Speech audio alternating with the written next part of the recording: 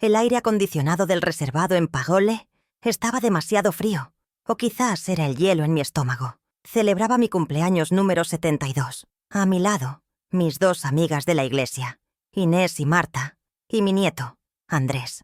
La quinta silla, la de mi hija Beatriz, permanecía vacía. El murmullo del restaurante elegante, el olor a trufa y vino caro, todo parecía distante. Revisé mi reloj de pulsera, el que me regaló mi difunto esposo hace 30 años, 7:40 p.m., 40 minutos tarde. Andrés levantaba su copa de jugo de uva para empezar un brindis, cuando la puerta se abrió de golpe. Beatriz irrumpió. No llegó, irrumpió. Vestía un conjunto deportivo Lululemon, color rosa neón, que costaba, probablemente, más que el traje que yo usé en mi boda. Su cabello rubio estaba recogido en una cola de caballo perfecta. Su Apple Watch brillaba mientras lo consultaba. No traía regalo, ni siquiera una flor. Interrumpió a Andrés a mitad de la frase, dejando el brindis suspendido en el aire. Muerto. Polf. Silencio en nuestra mesa se volvió denso. Ella ni siquiera se sentó. Dejó su bolso de gimnasio en la silla vacía, arrugando la servilleta de lino. «Mamá, feliz cumpleaños», dijo, su voz demasiado alta para el ambiente íntimo. Volvió a mirar su reloj, con una impaciencia casi ofensiva. «¿Podemos pedir la cuenta? Es que esos $200 que me das por semana apenas cubren el mantenimiento de la camioneta, y la tengo en el taller. Tengo que correr». La forma en que lo dijo, «que me das», como si fuera un favor, una pensión, y no la retribución que ella misma había fijado por mis servicios de asesoría en la empresa que yo fundé. Una humillación servida como plato principal frente a mis amigas. Sentí la mirada de Inés y Marta caer hacia sus platos. La incomodidad era palpable. Andrés, a mi lado, apretó la mandíbula con tanta fuerza que vi un músculo saltar en su mejilla. Yo, sin embargo, mantuve la calma. Era una habilidad que había perfeccionado en 40 años en la bolsa de valores. Nunca dejes que vean tu miedo o tu ira. Sostuve su mirada, mi voz tranquila, aunque por dentro todo ardía. «Beatriz, creí que te quedarías para el pastel. Yo misma lo horneé». Señalé el pequeño pastel de almendras, mi favorito, que descansaba intacto en el centro de la mesa. Ella soltó un bufido, un sonido agudo de desdén. «Ay, mamá, por favor. Sabes perfectamente que no como carbohidratos después de las 6 de la tarde. Además, el taller cierra a las 7:30 y tengo que pasar por el cajero. De verdad, necesito ese dinero hoy». Sacó su teléfono, abriendo la aplicación del banco, esperando que yo hiciera la transferencia de los $800 en ese preciso instante. Para ella, yo era solo eso, un cajero automático que, además, horneaba pasteles que ella no comía. La anciana desconectada que aún creía en las celebraciones familiares. Durante 45 años, había permitido que ella mantuviera esa imagen de mí. Era más fácil, pero verla allí, exigiendo dinero con la misma frialdad con la que se pide un café, rompió algo que llevaba mucho tiempo agrietado. Hice la transferencia. $800. Ella vio la confirmación en su reloj y asintió, satisfecha. «Perfecto. Te veo la próxima semana. Mándame la factura del restaurante y te la reembolso desde la cuenta de la empresa. Para los impuestos. Ni un beso, ni un adiós real. Solo el sonido de sus zapatillas de diseñador alejándose por el piso de madera. El silencio que dejó fue pesado, lleno de palabras no dichas. Mis amigas intentaron sonreír, retomar la conversación, pero el momento estaba roto. El pastel, con sus almendras tostadas, parecía una burla. Fue entonces cuando Andrés señaló con la barbilla la silla vacía. «Abuela, mira». Beatriz, en su prisa por cobrar sus $800 y correr al taller, había olvidado algo. En el terciopelo rojo de la silla descansaba una carpeta. No era una carpeta cualquiera. Era de cuero negro, pesada, con el logo dorado de G&G Marketing, grabado en la esquina inferior. Nuestra empresa. Tomé la carpeta. Estaba tibia por el contacto con ella. Mis dedos, nudosos por la artritis pero firmes, sintieron el relieve del logo. G&G, Gabriela y Gabriela. Mi nombre era Celia, pero ella había insistido en que G&G sonaba mejor. Mis $80,000 de jubilación habían sido el capital semilla para fundarla. Andrés me miraba fijamente, sus ojos de 20 años llenos de una furia protectora. ¿La vas a abrir, abuela? Guardé la carpeta en mi bolso, junto al pastel, intacto. Sí, Andrés, respondí. Mi voz ahora sí, tan fría como el aire del local. Creo que es hora de revisar las finanzas. Beatriz se había ido por $800, pero acababa de dejarme la llave de su traición. Fue su primer y último gran error. Llegué a mi apartamento y el silencio me golpeó con más fuerza que el viento frío de la noche. El pastel de almendras intacto seguía en su caja sobre la mesa del comedor, un monumento a la humillación. Dejé mi bolso en la silla de la entrada. El peso de la carpeta de cuero timbrada que Beatriz olvidó era desproporcionado. Se sentía tan pesada como los portafolios que solía cargar a finales de los 90. Cerré los ojos y el olor a café rancio de la oficina de bolsa inundó mi memoria. Eran las noches de 1998, cuando Beatriz estaba en la universidad. Yo trabajaba en turnos dobles como asesora senior en una firma de inversiones. Mi semana no era de 40 horas, sino de 70. Llegaba a casa cuando la luna estaba alta y me iba antes de que saliera el sol. Mi dieta consistía en comidas de microondas, comidas sobre reportes de mercado, todo para que ella pudiera asistir a esa universidad privada de élite, la que tenía edificios con hiedra y profesores renombrados. Sacrifiqué mi salud y mis relaciones, creyendo que invertía en su futuro, dándole las herramientas que yo no tuve. Esa inversión tuvo un precio exacto, $110,000 en 4 años. Recuerdo la sensación del bolígrafo sobre los cheques de matrícula. Cada firma era una mezcla de agotamiento y orgullo profundo. Estaba comprando su acceso a un mundo diferente, un mundo donde ella no tendría que luchar como yo lo hice.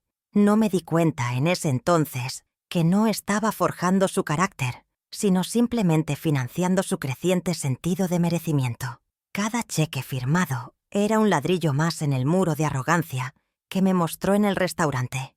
Yo creía que el sacrificio ennoblecía.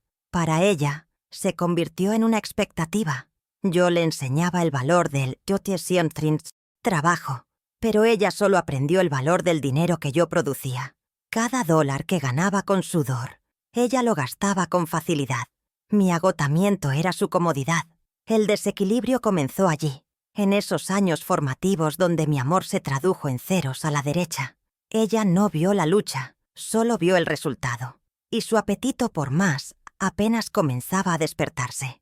Una década después, en 2008, volvió a mí. Esta vez, no era para libros o matrícula.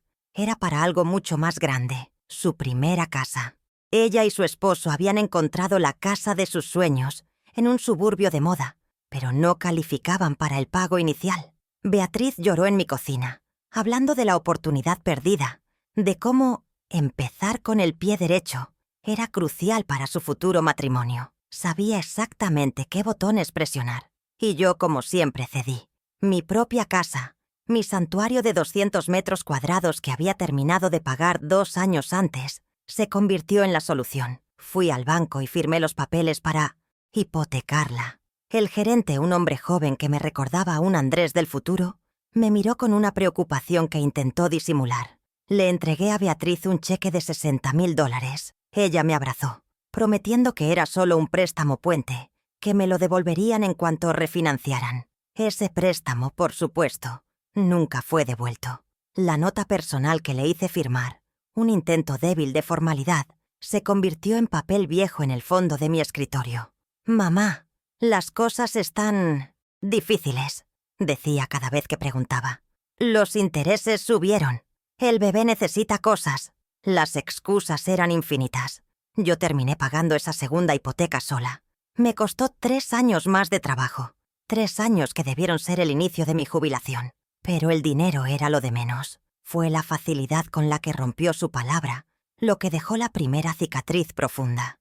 Descubrí que el amor de una madre puede ser un pozo sin fondo, pero no sabía que el egoísmo de una hija también podía serlo. Pagué la deuda, restauré mis finanzas. Soy una asesora de inversiones. Después de todo, sé cómo recuperarme de una mala inversión. O eso creía. Pero mi peor inversión aún estaba por madurar y estaba a punto de exigirme un pago mucho más alto que el de una simple hipoteca. Llegó el 2022 y mi jubilación oficial. Había logrado reconstruir mi patrimonio. Estaba lista para leer, para viajar, para hornear pasteles que sí me comería. Fue entonces cuando Beatriz me presentó su gran proyecto, G&G Marketing, una agencia boutique. Mamá, con tu experiencia en finanzas y mi visión de mercado, seremos imparables, me dijo, sus ojos brillando con esa pasión que yo confundía con ambición, pero que ahora entiendo era simple avaricia. Necesitaba $80,000 como capital semilla. Eran mis ahorros líquidos de jubilación. Esta vez intenté ser inteligente. De acuerdo, le dije, pero con condiciones. Fundamos la empresa. Yo puse el 100% del capital y la oficina, que era de mi propiedad. En los estatutos, yo quedaría como socia mayoritaria con el 51% de las acciones. Beatriz sería la CEO, con el 49%. Ese 2%, pensé, era mi control, mi seguridad. Qué ingenua fui. Mi 51% era un título vacío porque le di el control total de la operación diaria. Ella gestionaba las cuentas bancarias, los clientes, la facturación. Yo, la experta en finanzas, fui relegada. Fue ella quien fijó mi sueldo, de $800 semanales. Es por asesoría senior, mamá, dijo, e insistió en pagármelo en efectivo. Es para optimizar impuestos, tú sabes, para no dejar rastro fiscal. Y yo, que había manejado carteras millonarias, acepté ese absurdo. Me aisló completamente de las finanzas de mi propia empresa. Así que allí estaba yo, cada sábado por la mañana, esperando que mi hija me entregara un sobre con $800 en efectivo. Mi propio dinero, de mi propia empresa, de mi propia jubilación. Y ella me lo entregaba con un aire de generosidad magnánima, como si me estuviera haciendo un favor. Me estaba pagando mi propia limosna con mi propio dinero. Acepté esas migajas, creyendo que mantenía la paz familiar. No sabía que mientras yo contaba mis billetes, ella estaba usando mi 51% para planificar el robo de la panadería entera. Regresamos a mi apartamento. Andrés insistió en acompañarme, y me sentí agradecida por su presencia silenciosa. La humillación del restaurante Parole todavía me quemaba en la garganta, pero ahora estaba siendo reemplazada por una sensación diferente, un frío glacial de propósito. El pastel de almendras se quedó en la cocina. No tenía estómago para él. Fuimos directamente a mi pequeño estudio, un cuarto ordenado lleno de mis viejos libros de finanzas y gráficos de mercado de los años 80. Encendí la lámpara de escritorio, un círculo de luz intensa sobre la madera oscura. El olor a papel viejo y cera para muebles me ancló. Andrés se sentó frente a mí, con la mandíbula todavía tensa. Coloqué la carpeta de cuero negro sobre el escritorio. El logo dorado G&G Marketing brillaba bajo la luz. Por un momento solo la miré. Era el símbolo de mi jubilación, de mi intento de conectar con mi hija, y ahora se sentía como una amenaza. Mis manos no temblaban. Después de una vida en la bolsa de valores, he visto caer imperios en una sola tarde. Reconozco el preludio de un desastre. Deslicé mis dedos bajo la solapa y la abrí. El interior no estaba lleno de estrategias de marketing o reportes de clientes, como habría esperado. Estaba lleno de documentos bancarios. Andrés se inclinó hacia adelante, sus ojos jóvenes escaneando los papeles tan rápido como los míos. En la parte superior, una carátula con un logo que me heló la sangre. Metro Bank. Era una solicitud de préstamo. No una pequeña línea de crédito operativo, sino un préstamo corporativo mayor. Mis ojos saltaron inmediatamente a la cifra. Una habilidad de toda una vida buscando el dato clave. La cantidad solicitada era de $300,000, $1/300,000. Tragué saliva. El sonido fue seco en el silencio del estudio. ¿Para qué necesitaba Beatriz tanto dinero con tanta urgencia? La segunda página detallaba la garantía del préstamo. Las palabras saltaron de la página, borrosas por un segundo, antes de enfocarse con una claridad aterradora. La garantía era la propiedad de la oficina de G&G Marketing. Mi oficina. El local que compré en 1995 como mi primera gran inversión personal, mucho antes de que Beatriz soñara con ser CEO. Revisé la tasación adjunta, $450,000. Ella estaba usando mi patrimonio. el techo de mi empresa, para asegurar una deuda que yo desconocía por completo. Estaba apostando mi propiedad, sin mi permiso. «Abuela, ¿tú sabías de esto?», susurró Andrés.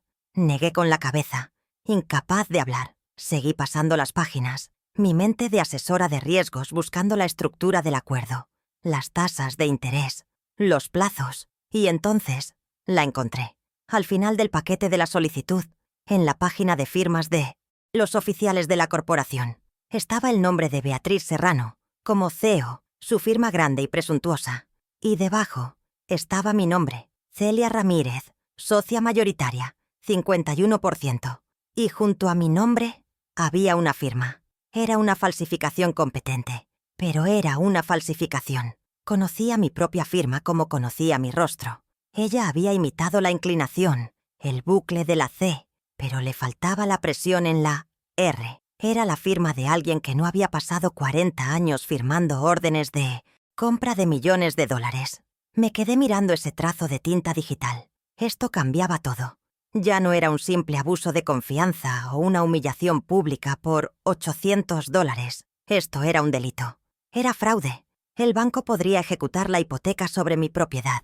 No solo me robaba la semana, dije, mi voz sonando extraña a mis propios oídos. Quería robarme el techo. La humillación del restaurante se transformó instantáneamente en una ira fría y calculadora. Los $800 semanales que ella me daba en efectivo. De repente todo cobró un sentido horrible. No era un sueldo para optimizar impuestos. Era un soborno. Era el dinero que me daba para mantenerme callada, para que me sintiera atendida, para que no mirara las cuentas reales mientras ella preparaba este golpe maestro. Me había estado pagando para que yo misma financiara mi propia ruina. Andrés me miró, su mente joven conectando los puntos con una velocidad que me enorgulleció. «Abuela, sí te mintió sobre el préstamo. Y la firma. Te está mintiendo sobre todo lo demás. Te está mintiendo sobre los $800. Se giró hacia mi computadora. Tú eres la dueña del 51%. Tienes derecho a ver cada centavo. ¿Tienes el acceso a la cuenta bancaria de la empresa? Negó con la cabeza. No. Ella dijo que se encargaba de todo. Que no me preocupara. Que la banca en línea era muy complicada para mí. Esa frase, muy complicada para ti, resonó en la habitación. Era el mismo tono condescendiente que usó en el restaurante. La misma suposición de que mi edad me había vuelto irrelevante. Andrés sonrió, pero fue una sonrisa sin humor. Ella cree que no entiendes de tecnología, pero yo sí. Abrió mi laptop. Buscó el portal bancario de G&G Marketing. El correo de la empresa está vinculado a tu dominio. Abuela, podemos recuperar la contraseña. Solo necesito tu teléfono. Me pidió el código de verificación que llegó a mi celular. En menos de 2 minutos, estábamos dentro. La pantalla del portal bancario se cargó. Era una interfaz limpia y moderna. Mi corazón latía con fuerza. Un tambor sordo contra mis costillas. Era la sensación que tenía justo antes de que abriera el mercado de valores. Esa mezcla de pavor y adrenalina. Andrés fue directamente a la sección de transferencias y pagos. Y luego, a nómina. Allí estaba, en letras claras y negras. Beatriz Serrano, CEO. Y al lado, la cifra. $12,000. $12,000 mensuales, transferidos automáticamente el día 1 de cada mes a su cuenta personal. Tragué el sabor amargo de la bilis. Hice el cálculo mentalmente. Era automático para mí. $144,000 al año. Y yo, que había puesto el 100% del capital inicial y la propiedad, que poseía el 51% de las acciones, ¿cuánto recibía yo? No estaba en la nómina. Andrés frunció el ceño y buscó en retiros y gastos generales. Y allí estaba. Un retiro en efectivo cada mes, por $3,200. La descripción decía, gastos operativos varios, $3,200 al mes. Exactamente mis $800 por semana. Me estaba pagando mi propia limosna con mi propio dinero.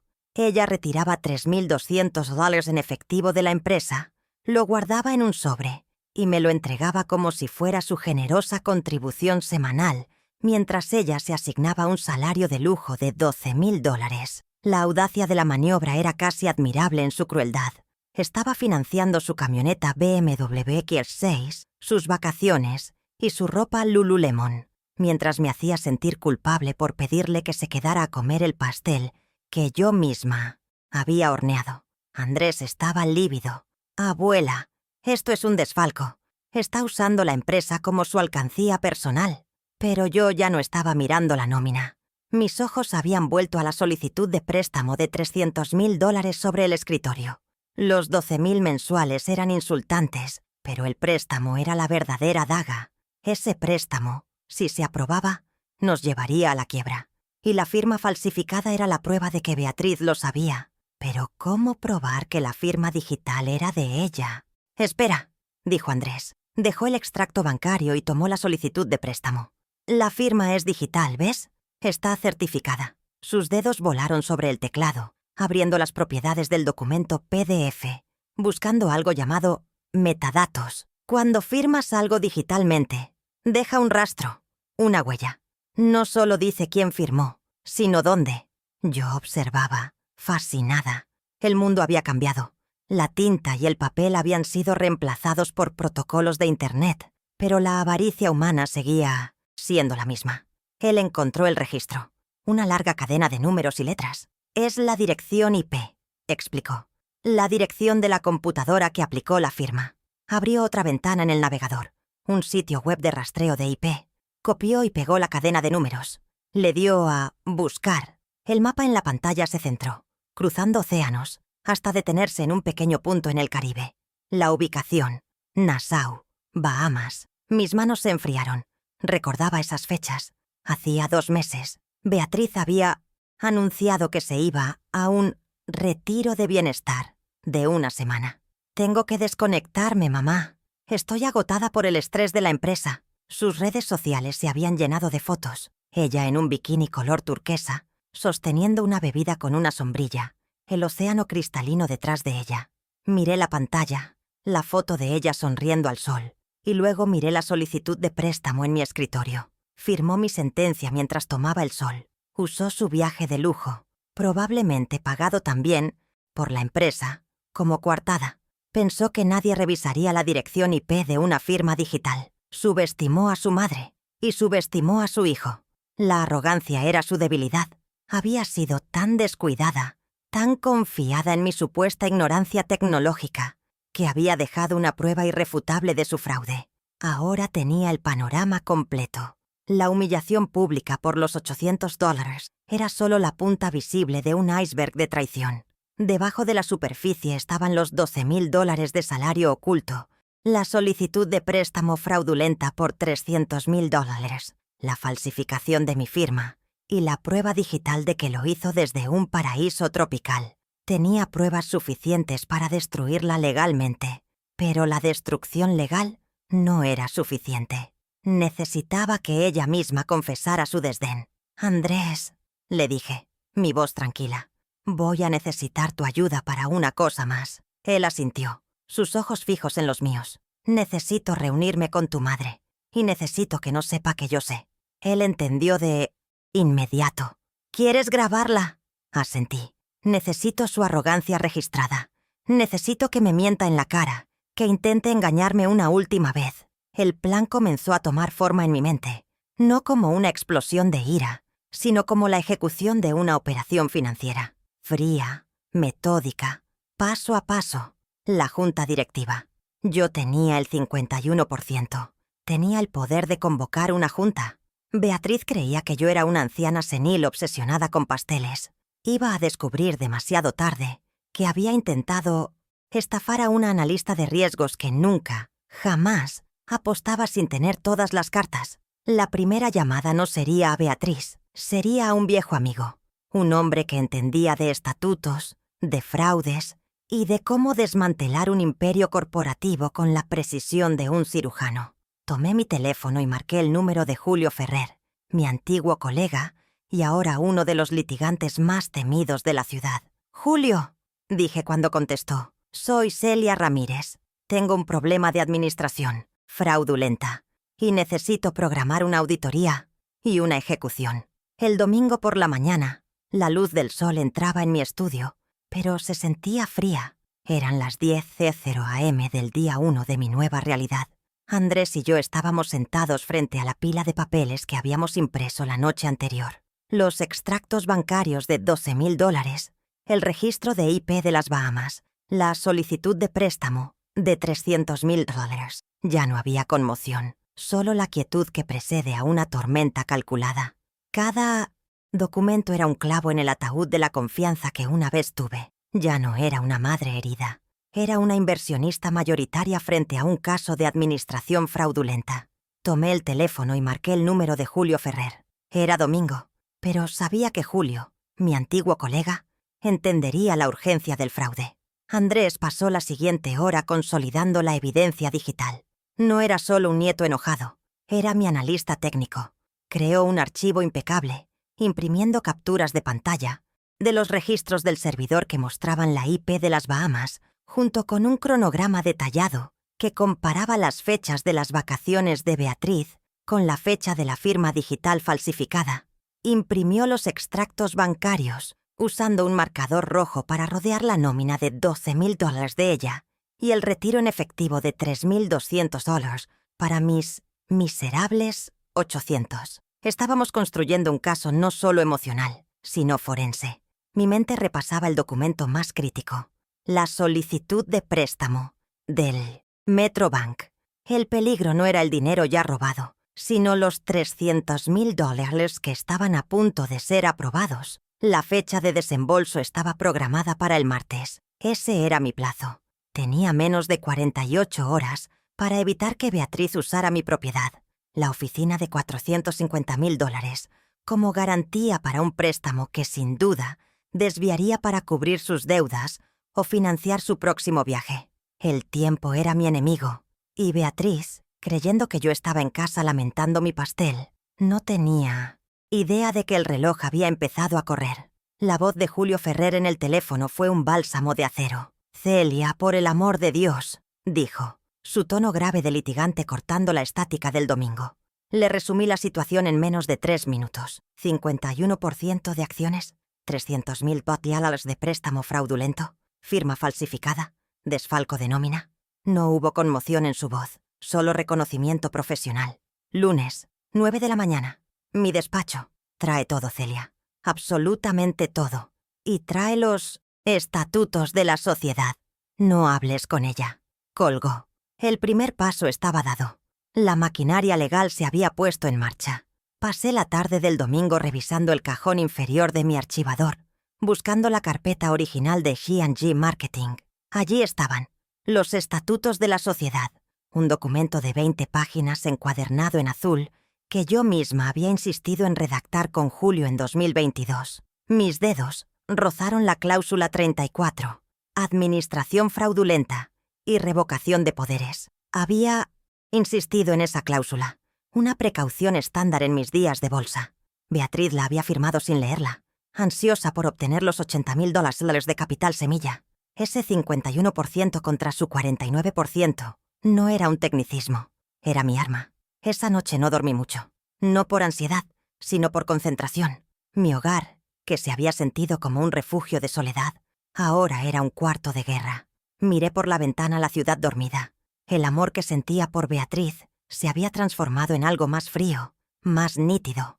Resolución. Esto ya no era una disputa familiar, era una limpieza de cartera. Había detectado un activo tóxico en mi portafolio, uno que amenazaba con contaminar todo mi patrimonio. Y cuando un activo se vuelve tóxico, no se llora por él, se liquida. El lunes a las 9:00 am en punto, entré en el despacho de Ferrer & Asociados. El olor a madera de caoba, cuero viejo y el leve aroma a tabaco de pipa me transportó a mis mejores años. Era el olor de la autoridad y la ley. Julio Ferrer, a sus 68 años, seguía teniendo la misma mirada penetrante. Me senté frente a su imponente escritorio, un marcado contraste con las mesas de vidrio y acero de la oficina de G&G Marketing, y comencé a tender mis pruebas. Coloqué los documentos sobre la superficie pulida en un orden deliberado.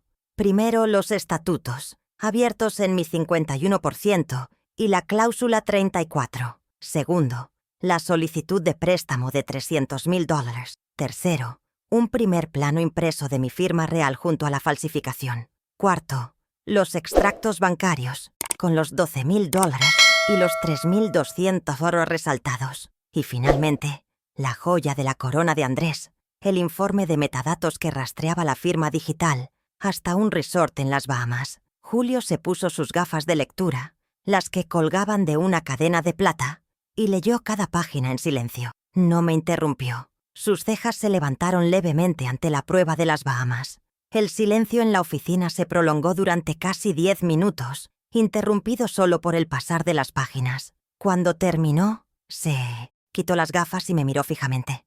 Bueno, Celia, no solo es arrogante, es descuidada. La falsificación de la firma es un delito penal. El desfalco es un caso civil claro. Luego tomó los estatutos y golpeó la página con el dedo. Pero esto es lo que importa hoy. Tu 51% es un martillo, Celia. Tienes poder de veto absoluto sobre cualquier préstamo y la autoridad incuestionable para convocar una Junta General Extraordinaria con solo 24 horas de antelación. Ni siquiera necesita estar de acuerdo, solo necesita ser notificada. La frialdad de la ley era reconfortante. Mis sentimientos no importaban. Los porcentajes sí. El plan se formó sobre ese escritorio de caoba. Era una estrategia de 2 frentes, rápida y decisiva. Primero, detenemos la hemorragia, dijo Julio, levantando el teléfono para llamar a su secretaria. El banco es la prioridad. Si ese préstamo de $300,000 se aprueba mañana, la situación se vuelve exponencialmente más sucia. El banco puede alegar ser un acreedor de buena fe. Empezó a dictar 2 documentos. Una, notificación de revocación de poderes, y una, convocatoria a Junta General Extraordinaria. Mientras Julio preparaba la artillería legal, me dio mi tarea más difícil. Debes llamarla, Celia. Debes actuar con normalidad. Confírmale que te reunirás con ella mañana, como sea que suelas hacerlo. No puedes sospechar que el banco es nuestra primera parada. Si se entera, podría intentar acelerar el desembolso o cubrir sus huellas. Sentí un nudo en el fosio mesuelo, estómago, pero asentí. Era el bluff final antes de mostrar mis cartas. Salí a la recepción para hacer la llamada. Marqué su número. Mi voz, para mi sorpresa, salió serena, incluso un poco temblorosa, lo cual fue perfecto. Beatriz, hija, soy yo. Silencio. Sobre lo del sábado. Lo siento, fui una tonta. Tienes razón, los 800 Estoy vieja, no entiendo estas cosas. ¿Podemos vernos mañana en la oficina para hablar de esas finanzas? Hay unos papeles del banco que mencionaste. La escuché suspirar al otro lado, un suspiro de impaciencia satisfecha. Claro, mami. Trae lo que necesites firmar. Nos vemos a las 11. Colgó. No se había disculpado por la humillación. Acababa de confirmar su arrogancia. Pensaba que yo iba a firmar. A las 3:00 p.m. de ese mismo lunes, Julio Ferrer y yo entramos en el lobby de mármol del Metrobank. Yo no iba vestida como una abuela que hornea pasteles. Llevaba mi traje de asesora azul marino, el que usaba para las juntas importantes. Julio, con su maletín de cuero, caminaba a mi lado. No pedimos una cita. Exigimos ver al gerente de préstamos corporativos, el mismo cuyo nombre figuraba en la solicitud de Beatriz. Nos hicieron pasar a una oficina de vidrio. El gerente, un hombre joven y ambicioso con un traje demasiado ajustado, nos recibió con una sonrisa que flaqueó cuando vio la cara de Julio. Soy Celia Ramírez, socia mayoritaria de G&G Marketing, con el 51% del capital social, dije, poniendo los estatutos sobre su escritorio. Y este es mi abogado, el doctor Ferrer. La sonrisa del gerente desapareció. Julio tomó la palabra. Hemos sido informados de una solicitud de préstamo por $300,000 garantizada por la propiedad de la señora Ramírez. El gerente empezó a tartamudear. Sí, la señora Serrano, la CEO, gestionó... Julio lo interrumpió. Aquí tiene una notificación de revocación de poderes. La firma de la señora Ramírez en esa solicitud es fraudulenta. Le deslicé la impresión de la IP de las Bahamas sobre el escritorio. Y fue hecha desde el extranjero sin su conocimiento. El rostro del gerente pasó del rosa al blanco ceniciento. Comprendió de inmediato su propia exposición legal. Había aprobado un préstamo fraudulento, sin la debida diligencia de contactar al socio mayoritario. El préstamo, continuó Julio con calma, Estaba programado para aprobarse mañana, martes. Consideren esta la notificación oficial de que la empresa G&G Marketing, por voto mayoritario de su consejo, congela y cancela esa solicitud con efecto inmediato. El gerente tecleó frenéticamente. ¡Congelado! ¡Está congelado! Salimos del banco y respiré el aire contaminado de la ciudad. Se sentía como oxígeno puro. La primera victoria estaba asegurada. Mi propiedad, mi oficina de $450,000, estaba a salvo. Pero la ladrona seguía teniendo las llaves de la casa. El plan aún no había terminado. Ahora tocaba la segunda fase, la ejecución corporativa. A las 5 CFC PM, un mensajero legal del despacho de Julio entregó un sobre sellado en el Mitas 180, escritorio de Beatriz en la oficina de G&G Marketing. Dentro estaba la convocatoria a Junta General Extraordinaria. Fecha: martes, 11:00 AM. Lugar: sala de conferencias de G&G Marketing. El único punto de la agenda, tal como lo habíamos planeado. Revisión de finanzas y aprobación de préstamos. Ella estaba legalmente obligada a asistir. Esa noche, mi teléfono sonó. Era Beatriz. Su voz no era de pánico, sino de ligera irritación. «Mamá, ¿qué diablos es esta convocatoria formal? ¿Julio Ferrer? ¿Estás loca?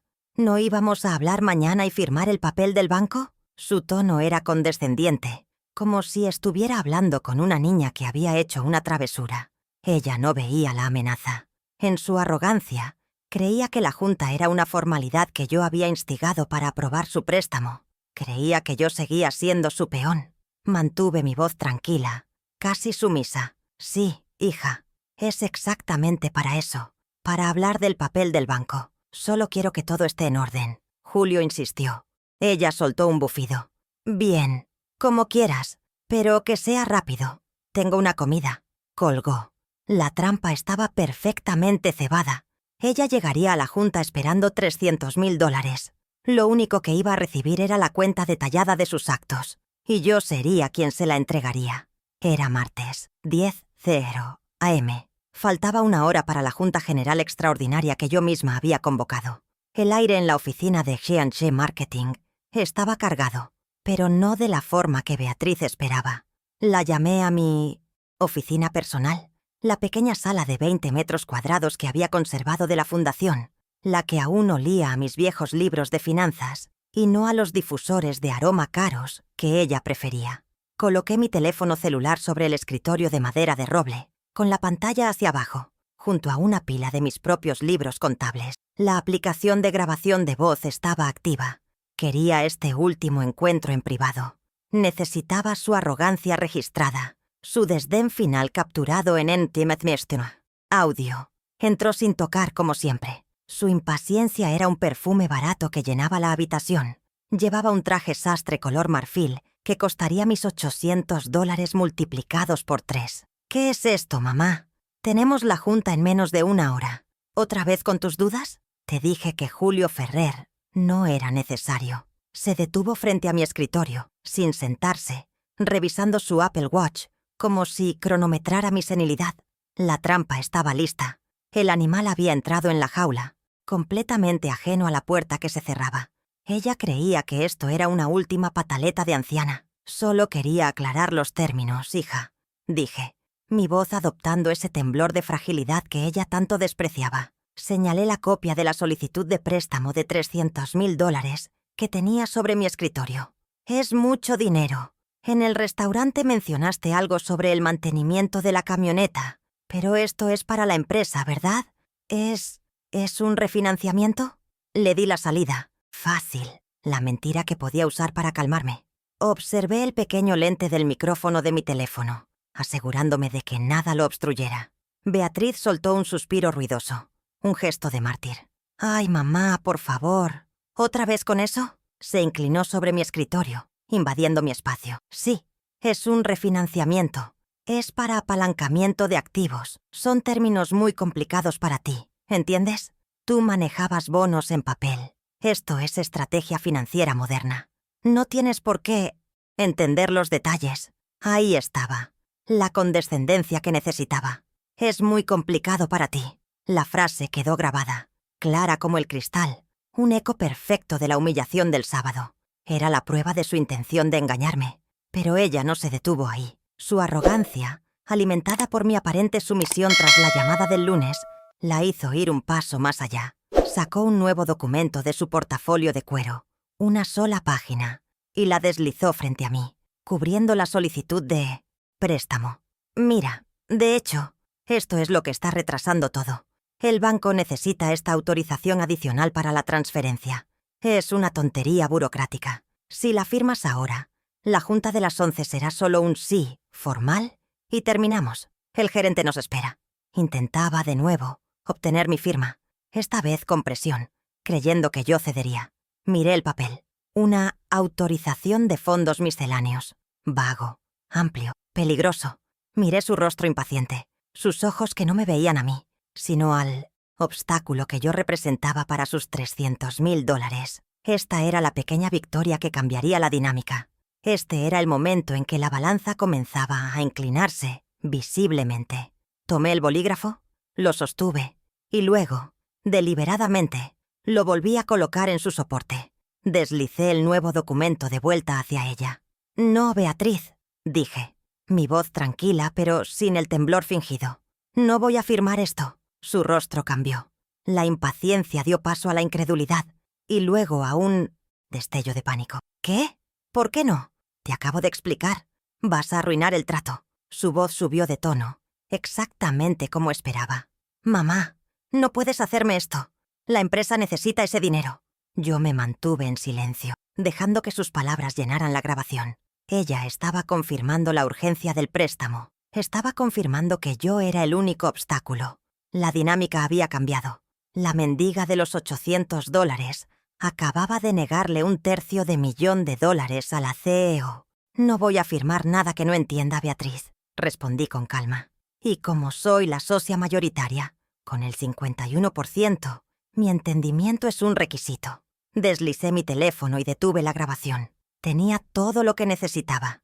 La mentira, la condescendencia y la coerción. Ella me miró con verdadero odio. «Eres una vieja estúpida», gritó. «No sabes lo que estás haciendo». Salió furiosa de mi oficina, golpeando la puerta. «Bien, haz lo que quieras.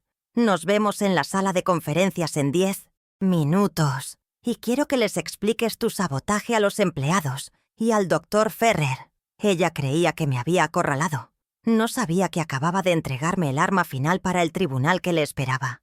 La sala de conferencias de G&G Marketing era el monumento de Beatriz a sí misma.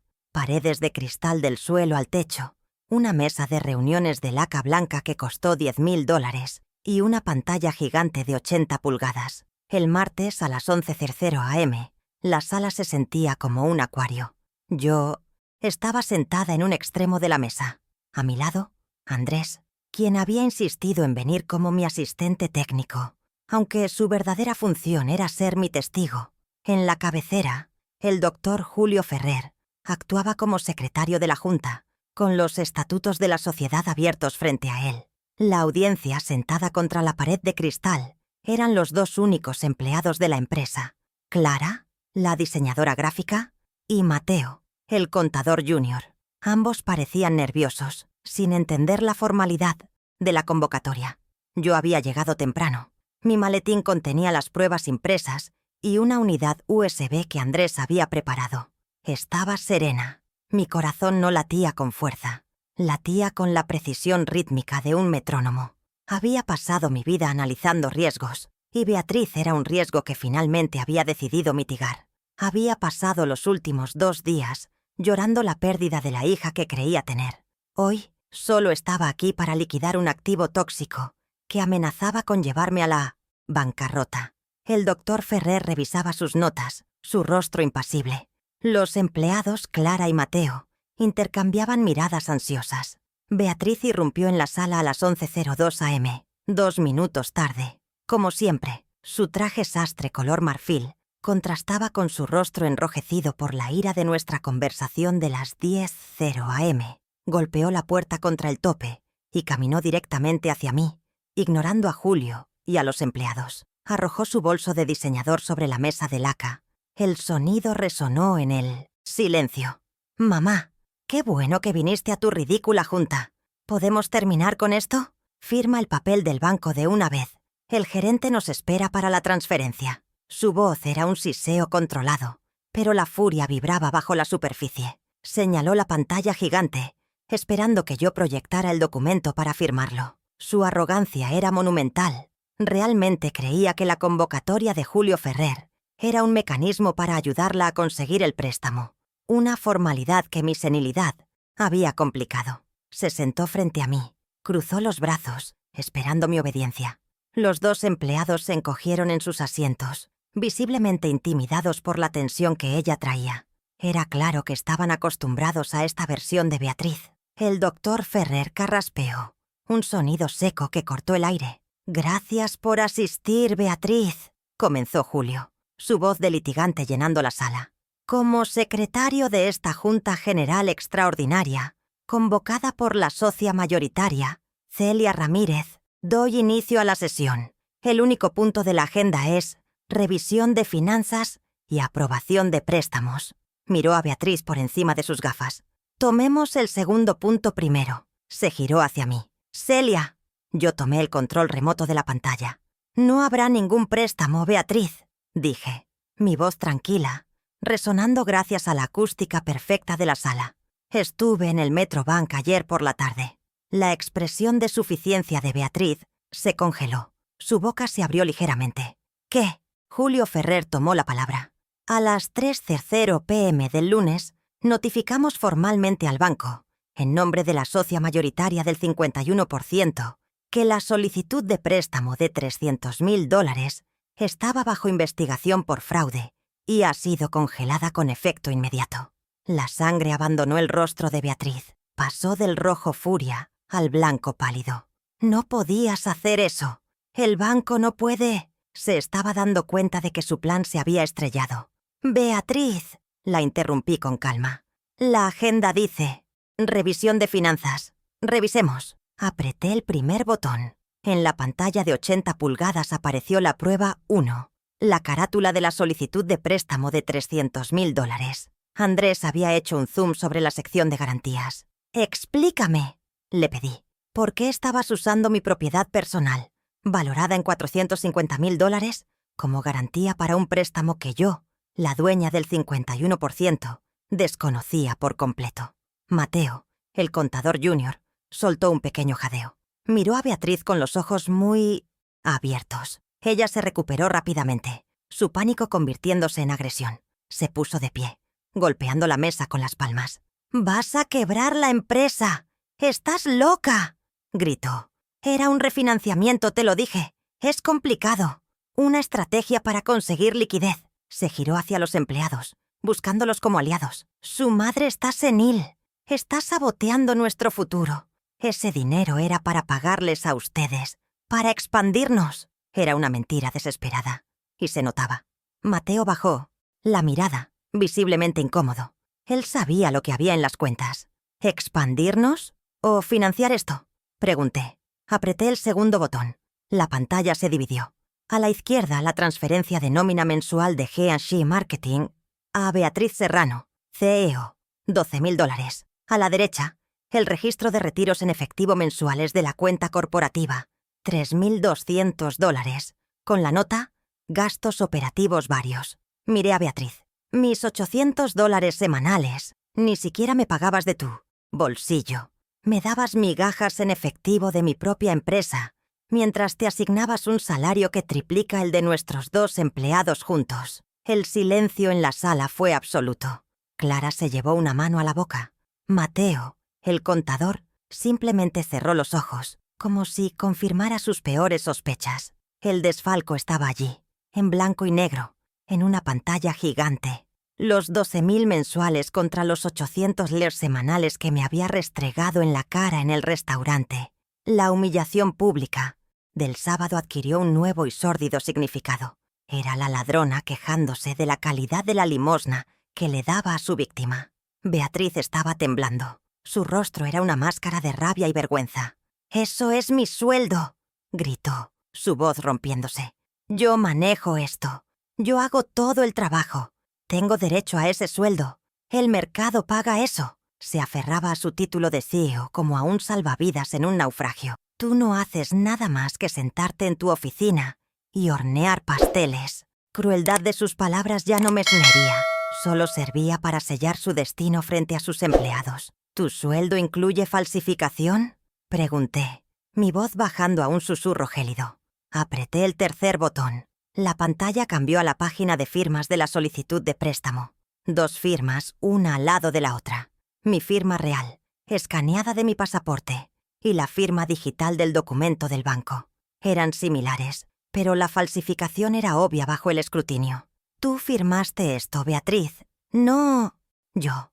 «Es mentira», gritó. «Tú me diste permiso verbal. Lo olvidaste. Estás vieja, tu memoria falla». Era su última defensa. El gaslighting, la acusación de mi incompetencia. Pero Andrés ya estaba listo. Con un clic de su mouse, reemplazó las firmas con la prueba 3, el informe de metadatos. Un mapa del mundo apareció, con una chincheta roja brillante. «Supongo que esto», dije señalando la pantalla, «fue un viaje de negocios a Nassau, en las Bahamas, para firmar en mi nombre. Coincide, Ueta, exactamente con las fechas de tus vacaciones de bienestar de hace 2 meses». Mateo, el contador, dijo, «Oh, Dios mío», en voz alta. Clara miró a Beatriz con puro desprecio. El fraude era irrefutable. La dirección IP era una huella digital que la colocaba a miles de kilómetros de distancia, falsificando mi nombre para robar mi propiedad. Beatriz se derrumbó en su silla, su rostro pálido. Ya no gritaba. Estaba acabada. El aire había salido de ella. La CEO todopoderosa era solo una criminal, descuidada. «Tú no sabes nada», susurró, las lágrimas de rabia brotando. «Vieja estúpida, arruinaste todo». Fue la misma frase que usó en mi oficina 1 hora antes. Y ese era el golpe final. Miré a Julio, quien asintió. Luego miré a Andrés. Él apretó el play. La prueba 4. El audio. La voz de Beatriz llenó la sala de conferencias, clara y nítida, grabada esa misma mañana a las 10:00 AM. Su voz grabada decía, «Pap, es muy complicado para ti, ¿entiendes? Tú manejabas bonos en papel. Esto es la estrategia financiera moderna. Y luego, si la firmas ahora, la junta de las 11 será solo un sí formal. Y terminamos». La grabación demostraba, sin lugar a dudas, su intención de engañarme, su condescendencia, su intento de coaccionarme para firmar otro documento fraudulento, momentos antes de la junta. Era la prueba de su dolo. Beatriz me miró con un horror que nunca había visto, el horror de ser expuesta total y completamente. La grabación terminó, y el silencio fue ensordecedor. Los empleados la miraban fijamente, su miedo reemplazado por un juicio silencioso y duro. La reina había sido desnudada frente a su corte. Su poder reputacional, construido sobre ropa cara y una camioneta de lujo, se evaporó en ese instante. Julio Ferrer se puso de pie, enderezando su traje. Sostuvo la copia física de los estatutos de la sociedad en alto. «Beatriz Serrano», comenzó, y su voz no admitía réplica.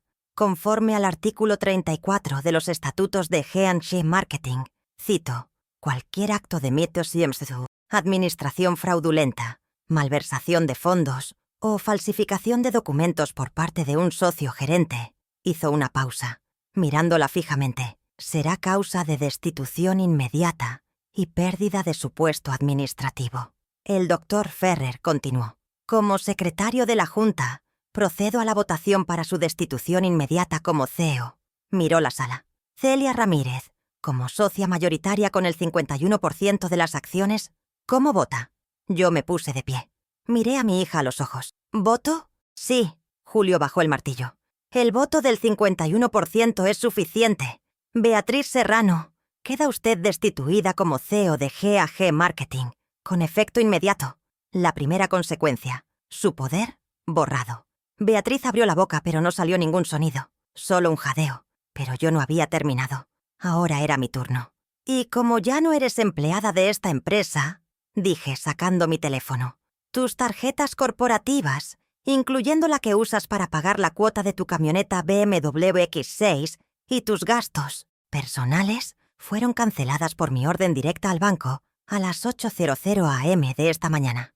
La segunda consecuencia, su dinero cortado. El pánico real inundó sus ojos al pensar en su estilo de vida evaporándose. Finalmente me acerqué a ella. Ella se encogió en la silla. Me detuve a su lado y coloqué mi mano sobre la mesa de laca blanca. Y la tercera consecuencia, Beatriz. Como esta oficina, este edificio, es mi propiedad personal y tu fuente de empleo, ha terminado. Me incliné hacia ella. Mi voz apenas un susurro que todos podían oír. Tienes exactamente 30 minutos para recoger tus efectos personales, tu bolso de diseñador y tus fotos, y entregarme las llaves de mi edificio. Clara y Mateo serán testigos de tu salida. La tríada estaba completa. Poder, dinero y propiedad. Todo revocado en menos de 15 minutos. Me di la vuelta y caminé hacia la puerta, dejando a Julio Ferrer para que supervisara la ejecución. Andrés me siguió. Al salir de la sala de cristal, vi el reflejo de Beatriz. No estaba llorando. Estaba inmóvil, mirando la pantalla en negro donde sus crímenes habían sido expuestos. La mujer que me humilló por $800 en mi cumpleaños acababa de perderlo todo. Y yo, por primera vez en años, me sentía ligera. La inversión tóxica había sido liquidada. Los siguientes 30 minutos fueron los más largos en la historia de esa oficina. Beatriz no lloró. El llanto habría implicado algún tipo de dolor o remordimiento. En lugar de eso, se movió con una furia silenciosa y temblorosa, arrojando sus objetos personales en una caja de cartón que Clara le entregó con manos vacilantes. Sus premios de CEO del año, que ahora sabíamos, había pagado la empresa, sus fotos en marcos de plata, sus difusores de aroma caros. Cada movimiento era brusco. Mateo y Clara la observaban desde la puerta, no como empleados, sino como testigos de un colapso. Cuando su caja estuvo llena, se dirigió no hacia mí, sino hacia Julio Ferrer, quien bloqueaba la salida. Su voz fue un veneno. «Vas a saber de mis abogados. Voy a demandarte. Vieja loca. Voy a quitarte hasta el último centavo». Julio Ferrer ni siquiera parpadeó. Esperó a que ella terminara su amenaza y luego, con una calma exasperante, sacó un último documento de su maletín. Era un acuerdo de 2 páginas. «Puedes intentar demandar, Beatriz», dijo Julio, su voz cortando el aire tenso. «Y nosotros presentaremos esto», señaló la pila de pruebas en la mesa. La solicitud de préstamo, los extractos de Nash, $12,000, el registro de IP de las Bahamas. «Oh», continuó, «puedes firmar esto. Es una renuncia voluntaria a tu 49% de acciones, que francamente no valen nada gracias a tu gestión, a cambio de que tu madre», me miró, «acepte no presentar cargos penales por falsificación y fraude». La puso contra la pared. Era su libertad contra su orgullo. Le tomó menos de 1 minuto decidir. La perspectiva de la cárcel, de un escándalo público que destruiría la fachada de su vida perfecta, era peor que la pobreza. Agarró el bolígrafo de la mano de Julio y garabateó su firma en el acuerdo, rompiendo casi el papel. No me miró. Su mirada estaba fija en la pared de cristal, en el mundo exterior que ya no podía costear. Luego, sacó el llavero de su camioneta BMW, desenganchó la llave de la oficina y la arrojó sobre la mesa de laca. El sonido metálico fue agudo, definitivo. Fue el sonido de la capitulación total. Se dio la vuelta y salió, empujando la puerta de cristal, y desapareció por el pasillo. El silencio que dejó era denso, pero limpio. Era la quietud de una fiebre que finalmente se ha roto. Miré a Clara y Mateo. Estaban pálidos, pero también había algo más en sus ojos. Alivio. «Sé que esto ha sido difícil», les dije. «Tómense el resto del día libre. Vuelvan mañana a las 10. Hablaremos del futuro». Asintieron y se fueron en silencio, dejando solo a Andrés, a Julio y a mí. Julio guardó el acuerdo firmado. «Se acabó, Celia. Legalmente, está fuera de tu vida corporativa». Asentí, pero sabía que el verdadero trabajo, el de reconstruir, apenas comenzaba. Los meses siguientes fueron una purga. Lo primero que hice fue tirar su mesa de laca blanca de $10,000. La vendí por una fracción de su costo.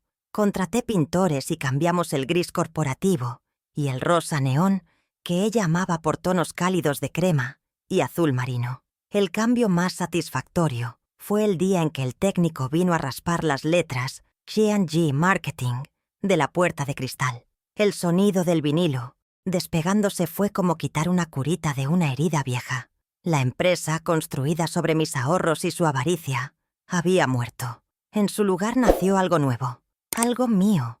El nuevo letrero en la puerta, grabado en una placa de bronce discreta pero sólida, dice: Ramírez Asesoría Financiera.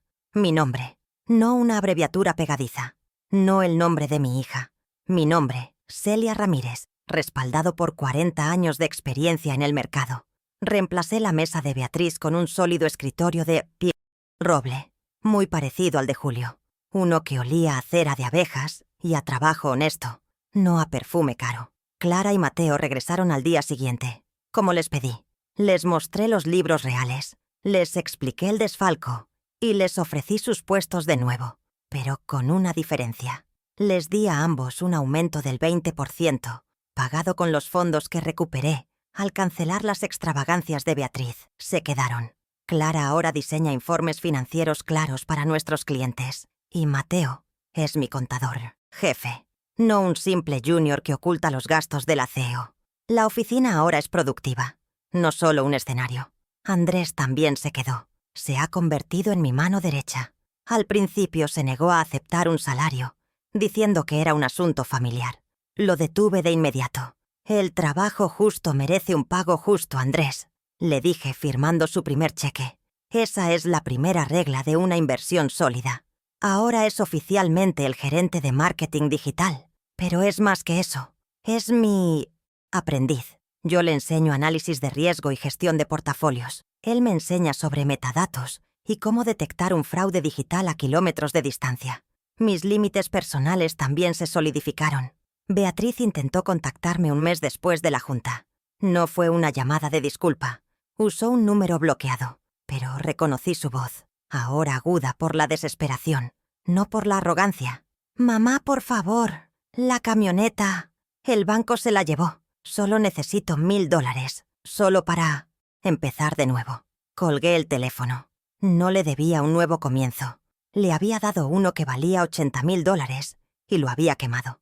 Mi paz, descubrí, no era negociable. Mi rutina se ha transformado.